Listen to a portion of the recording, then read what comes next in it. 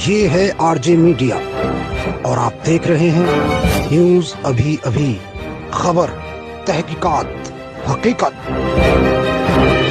उत्तर प्रदेश सरकार में कृषि मंत्री व सहारनपुर प्रभारी मंत्री सूर्य प्रताप शाही ने केंद्रीय बजट के लाभान्वित पक्ष का उल्लेख करते हुए इस बजट को बेहतरीन आर्थिक विकास और सभी वर्गों के लिए लाभप्रद बजट बताया। वहीं उन्होंने कांग्रेस द्वारा की जा रही किसान पंचायतों को राजनीतिक पंचायत का नाम देते हुए कहा कि किसानों को कभी याद न करने वाली कांग्रेस केवल पूर्व प्रधानमंत्री स्वर्गीय लाल बहादुर शास्त्री के कारण जय जवान जय किसान का स्लोगन लेकर चल रही है, लेकिन यदि इसमें पूर्व प्रधानमंत्री स्वर्गीय अटल बिहारी वाजपेयी ने वैज्ञानिकता को ना जुड़ा होता, प्रगति की कल्पना भी मुश्किल थी। सूर्य प्रताप शाही ने अयोध्या मंदिर के लिए एकत्र किए जाने वाले दान पर सपा अध्यक्ष अखिलेश यादव द्वारा किए गए तंज पर कहा कि अखिलेश यादव को यही नहीं मालूम है कि कोई भी धार्मिक स्थलों का निर्माण राजकोष से नहीं बल्कि दान से ही बनता है, चाहे यह वे है सोमनाथ मंदिर ही क्यों ना हो। उन्होंने कहा कि उनके पिता ने तो वहां पर गोलियां चलवाई थी, उन्हें इस मंदिर की महत्ता और दान के बारे में क्या पता।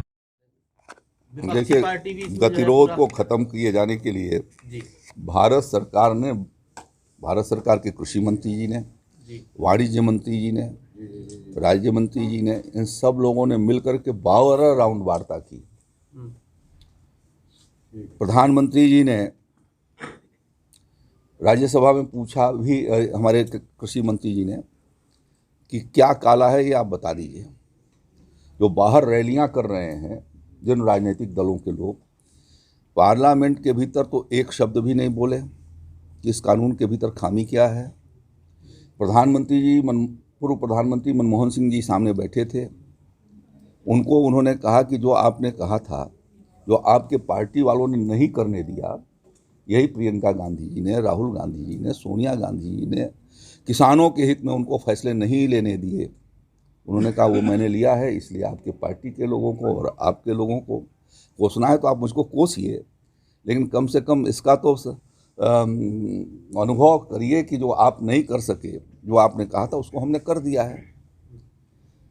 तो कोई ना कोई अच्छी चीज़ थी, तभी तो मनमोहन सिंह जी ने जो है पार्लियामेंट के भीतर ये बात बोली थी।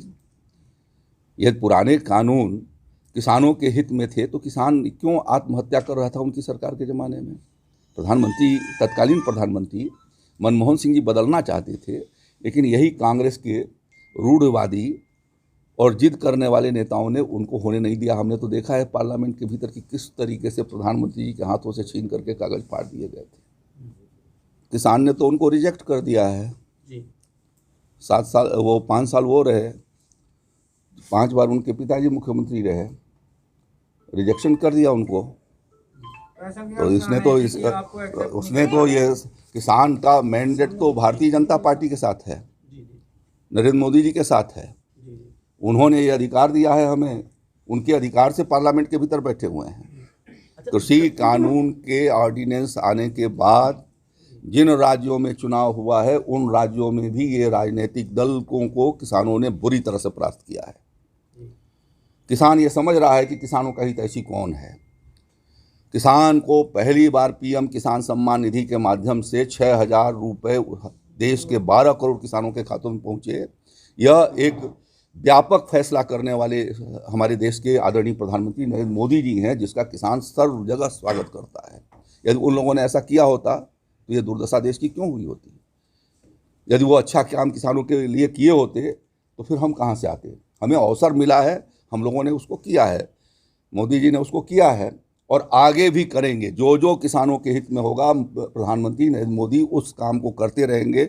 उन्होंने कहा है कि कोई आकर के सुझाव दे, बताए, वार्ता करे और हमें समझा दे कि ये किसान के हित में नहीं है, हम तैयार हैं उसके बारे में। देखिए, जय जवान और जय किसान, किसान तो कांग्रेस ने जोड़ा नहीं था, वो तो संजोग से प्रधानमंत्री स्वर्गीय लाल बहादुर शास्त्री जी हो गए, इसलिए उन्होंने किसान को जोड़ दिया।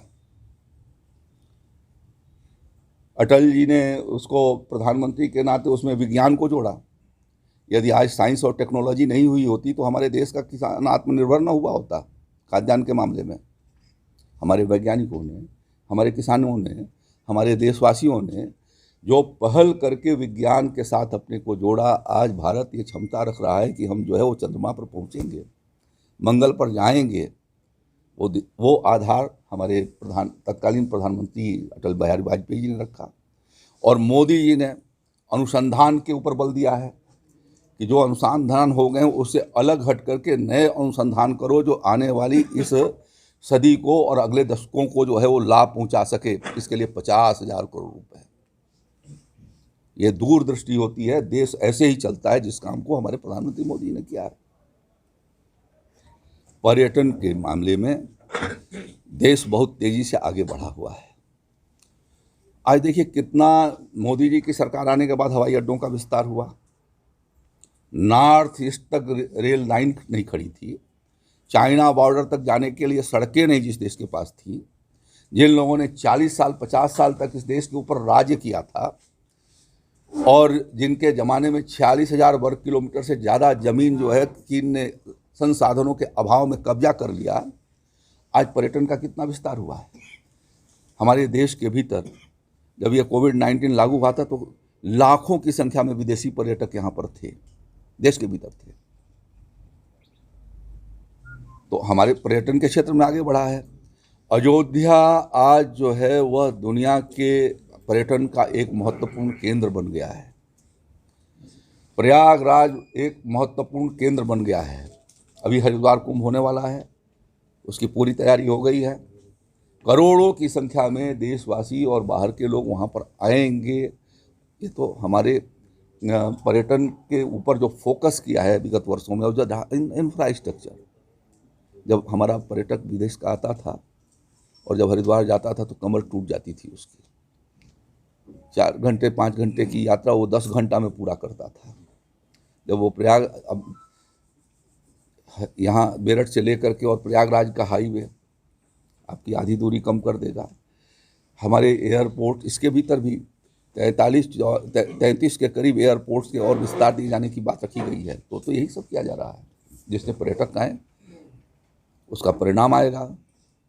होटलों की श्रृंखला देश के भीतर बनी है, तो लोगों को पर्यटन पर भी फोकस है और खेल पर भी फोकस है। हमारे देशवासियों ने अभी क्रिकेट जीता है ऑस्ट्रेलिया में, कम नहीं है। बजट का सदुपयोग किया जा रहा है और बेहतर तरीके से किया जा रहा है। सभी चीज़ों का, जैसे मैंने कहा कि सब चीज़ों पर, प्रतिरक्षा के क्षेत्र में जो लोग 24 साल तक जो है वो जहाज फ्रांस से लिया जाए कि न लिया जाए इसी पर बहस करते रह गए। आज तो हमारा देश जो है उससे संसाधनों से कितना जुटा है, पैसा दिया है तभी तो हुआ है। ये बेअसर है।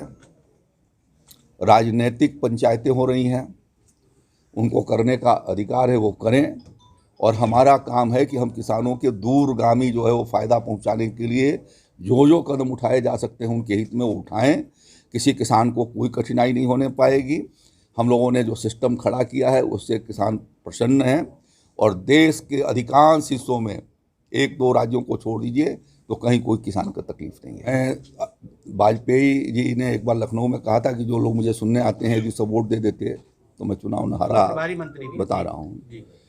उनका मसला हाई कोर्ट में लंबित है। अच्छा। सरकार ने प्रयास किया है कि उसका समाधान निकले। और जो उनके जहाँ पर स्वामित्व का विवाद है उसको छोड़ करके जो हिस्सा है जिला पंचायत के पास या बाकी का, उसके विकास की योजना बनी है और वो आगे बढ़ रही है। देखिए, सोमनाथ मंदिर स्वर्गीय सरदार वल्लभ भाई पटेल ने दान से ही बनवाया था। जनता की सहभागिता। हमारा देश धर्मनिरपेक्ष देश है और इसलिए मंदिर या मस्जिद पर राजकीय कोष से खर्च नहीं किया जाए, यह एक सामान्य अवधारणा है। और उस अवधारणा की बुनियाद जो है स्वर्गीय सरदार वल्लभ भाई पटेल ने सोमनाथ मंदिर में रखा था। देशवासी यदि करोड़ों की संख्या में उस मंदिर के भीतर उसके निर्माण के लिए सहयोग कर रहे हैं तो क्या तकलीफ है अखिलेश जी को? उन्हें क्या परेशानी है, उनको बताना चाहिए। उनके पिताजी ने तो गोलियां चलवाई, खून की धाराएं बहवाई वहाँ पर।